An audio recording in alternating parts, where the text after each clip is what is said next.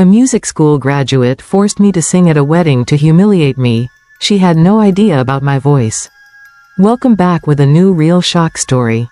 Before we start, comment and tell me which city you're watching from. At the end, don't forget to subscribe and rate it from 0 to 10. Let's enjoy the story, everyone. It started like any other summer evening. I was tired, honestly bone-deep tired, the kind of tired that comes from weeks of work, stress, and pretending everything is fine when it's not. I had just closed my little music shop for the week, the same way I had done for months, and I was looking forward to a quiet weekend. But then, my phone buzzed. It was a friend, an old friend who still had that careless sparkle in her words. She was inviting me to a wedding. At first, I thought nothing of it. Weddings were beautiful, emotional, and filled with love. But there was something in her tone that made me pause, a kind of sly confidence, almost like she was hiding something. I didn't know it then, but this invitation would mark the start of a night I would never forget. I remember arriving at the wedding, the soft hum of music in the air, the clinking of glasses, the smell of flowers mixed with perfume, the kind of night that feels perfect if you don't think too hard about it. The bride and groom were radiant, full of joy. Guests laughed, danced, and toasted under shimmering lights. But somewhere, behind the laughter, I began to sense a shift. I was greeted with smiles, but not all of them warm. Some felt sharp, curious, a little too watchful. It was subtle. So subtle that I almost ignored it. But there was an undercurrent, a strange kind of energy. I had barely settled in when my friend pulled me aside, leaning close enough that her words felt almost like a dare. "Alec, you have to sing tonight." At first I laughed it off. "Me sing? No way," I said. But she kept pressing, smiling in a way that didn't feel like a joke. "Come on. Everyone will love it. You can't say no." I was confused. Singing had always been personal for me. My voice was something I kept to myself, safe, private, a secret. Not something I performed for strangers, and certainly not something I would do on demand at someone's wedding. But the more I said no, the more she insisted, and the more they gathered around. Guests started leaning in, curiosity in their eyes. Some were smiling, others smirking, and I began to feel the weight of it, not just a friendly request, but a challenge. They didn't know me. They didn't know the years I had spent hiding my voice, burying it deep inside myself because somewhere along the way, someone made me feel it wasn't good enough. I tried to laugh it off, but their persistence was a kind of pressure I hadn't anticipated. Then came the words that changed everything. She said it with that careless grin. "It'll be fun, or embarrassing for you." And just like that, the air shifted. The laughter around us wasn't gentle anymore, it was sharp, expectant. There was something in their voices, in their stares, that made me realize this wasn't about joy. This was about putting me on display. For the first time that night, I felt my chest tighten. My hands started to shake. I wanted to walk away. I wanted to tell them no again, and disappear into the crowd. But before I could move, the whispers started, quiet at first, then louder. "She should do it. Let's see her sing." And suddenly, every eye was on me. I could feel every step toward that stage before I even took them. My legs felt heavy. My breath came in short bursts. Somewhere inside me, I remembered the nights alone singing softly in my bedroom, perfecting my voice in silence. I thought about all those years I kept my gift hidden, afraid of judgment, afraid of failing. But here they were, daring me, testing me, and somehow, I knew there was no turning back. The music in the hall changed, it grew louder, almost as if it knew something was about to happen. My friend gave me a little nod, and suddenly, the crowd was pressing closer. I could hear phones snapping pictures, recording videos. The whispers became a hum of anticipation. My name was called softly, but loudly enough for everyone to hear. My heart was pounding so hard it felt like it would break free. I stepped onto the stage. The lights felt blinding, but it wasn't the brightness that scared me. It was the way the silence felt, like the world was holding its breath, waiting for me to either fail or prove them wrong. And in that moment, I realized something terrifying. They weren't asking me to sing because they cared. They were asking me to prove myself, to humiliate me. I closed my eyes for a moment, drawing in a breath so deep it felt like it reached my soul. And then I began to sing. The first note left my lips, and something in the air shifted again. But this time, it wasn't just the hush of the crowd. It was something heavier. Expectation, doubt, curiosity. I could feel it pressing down on me like a weight. My voice started soft, almost timid, but then it grew layer by layer, note by note until it filled the entire hall.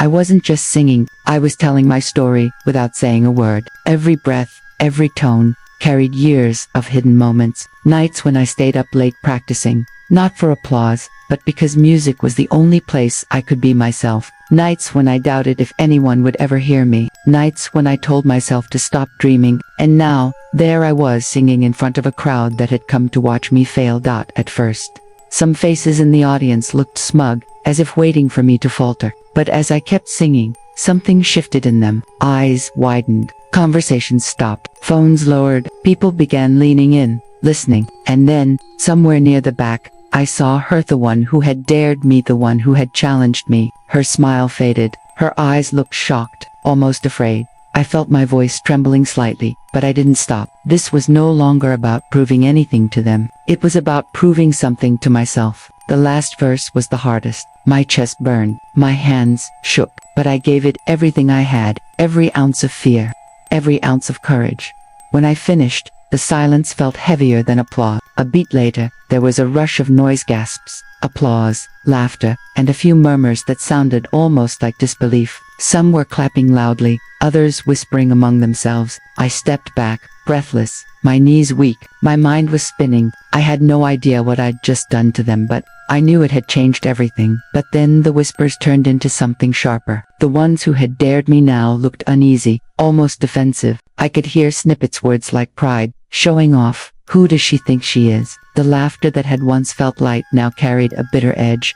I stood there, still trembling, feeling something I hadn't expected, not at them, but at the years I had let myself hide. I realized that they weren't just judging me for my singing, they were judging me for standing up, for being more than what they expected. And then, in the middle of the murmurs, my friend stepped forward, not with applause, but with a smirk that stung worse than silence. "Well, Alec," she said loudly enough for others to hear, "I didn't think you had it in you."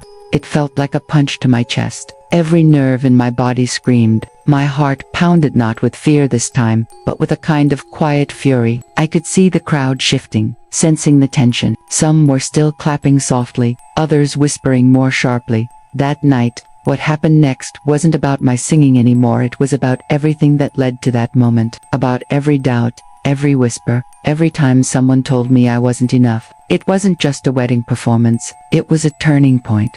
I stepped off the stage, my voice still echoing in the room. My hands were shaking, my heart still racing. I walked past the tables, hearing the low hum of conversations, some admiring, some cruel. I kept my head high, but inside I felt something breaking and building at the same time. I had been dared, humiliated, tested, and I had chosen to stand out. As I sat back down, I caught a glimpse of her again, my friend who had pushed me up there. Her face was pale now, her smile gone. I didn't know if she was angry at me, herself, or something else, but I knew this night wasn't over, not for her, not for me.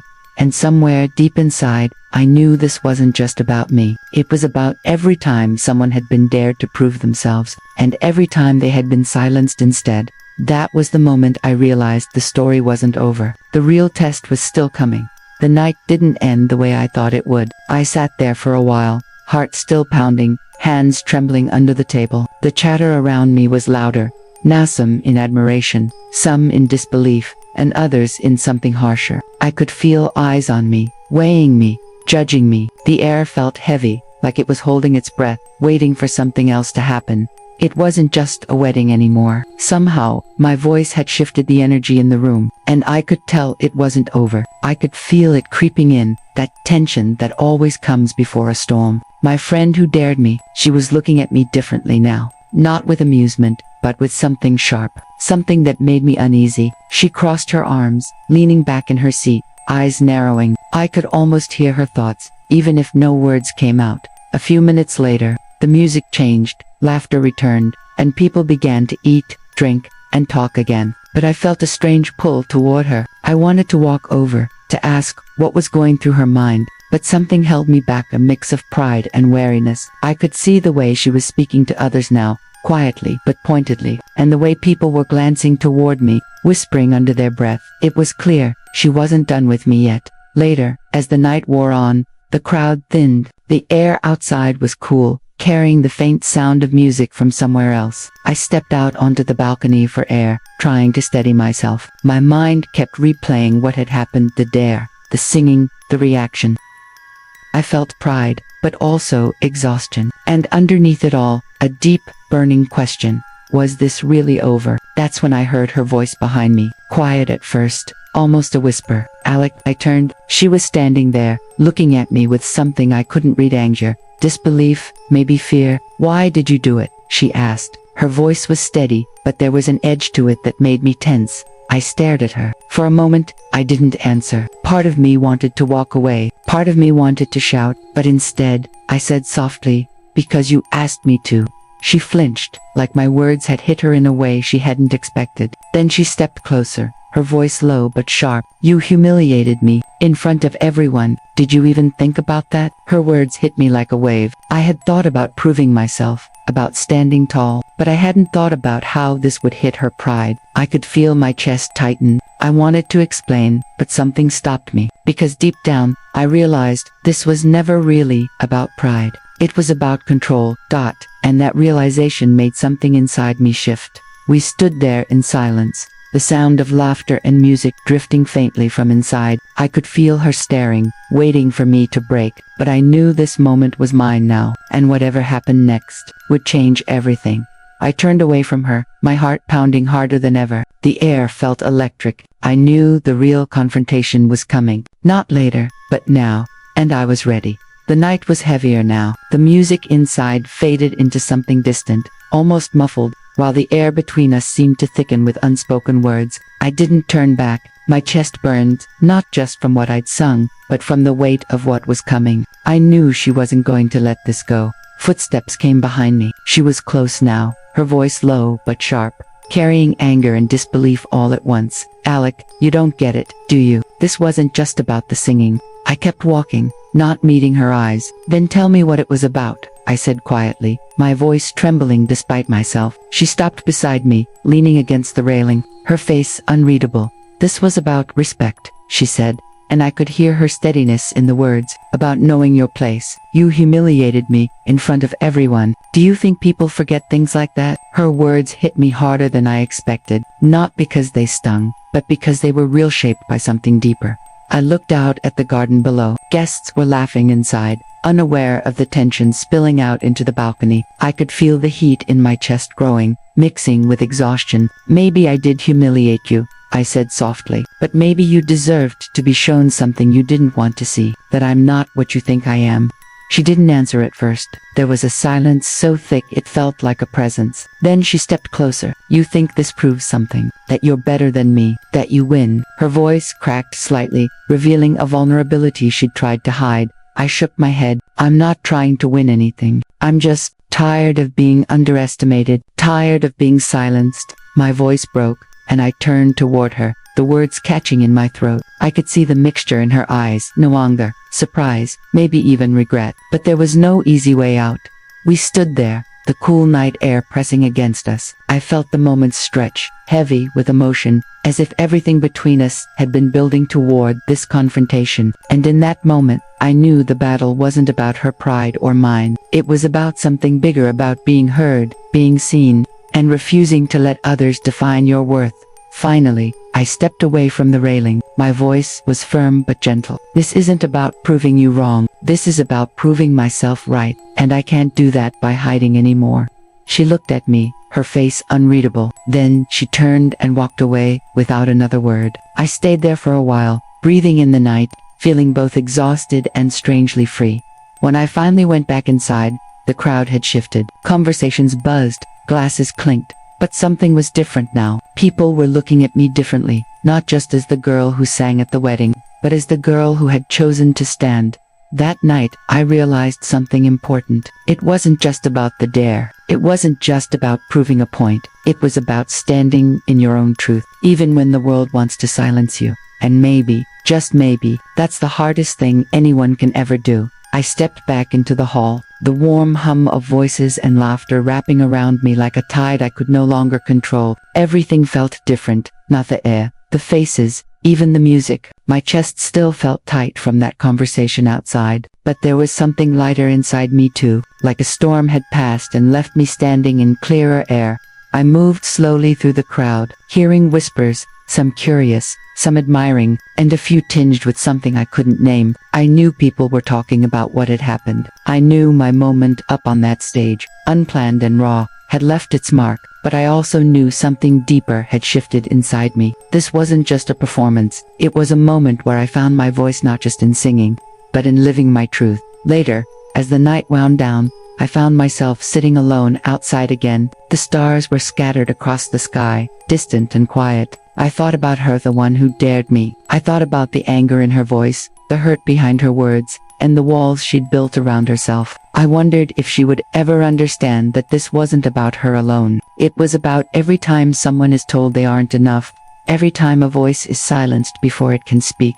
I took a deep breath and realized I wasn't angry anymore. I wasn't even scared. I felt awakened. I had stepped into something I didn't know I was ready for, but I'd done it anyway, and that mattered. The next morning, the memory of that night stayed with me. It lingered in quiet moments when I was brushing my hair, walking down the street, or hearing a song on the radio. It wasn't just about proving a point at a wedding anymore. It had become something much bigger. It had become a reminder that your voice matters, even when others try to take it away. I thought about how easily moments like this slip away. How easily the world moves on without noticing the battles fought in silence. But I couldn't let this slip away. Not without saying something. So I'm saying it now. If you've ever felt silenced, underestimated, or dismissed, remember your voice is your power. You don't need permission to speak. You don't need approval to stand. You just need courage. And maybe the real question is, how many times will we let ourselves be silenced before we finally choose to stand? That night at that wedding was more than just a dare, more than a moment of embarrassment for someone else. It became a turning point, a reminder that sometimes standing up for yourself changes more than your own life. It changes the world around you. And I wonder how many of us are ready to sing when the moment comes.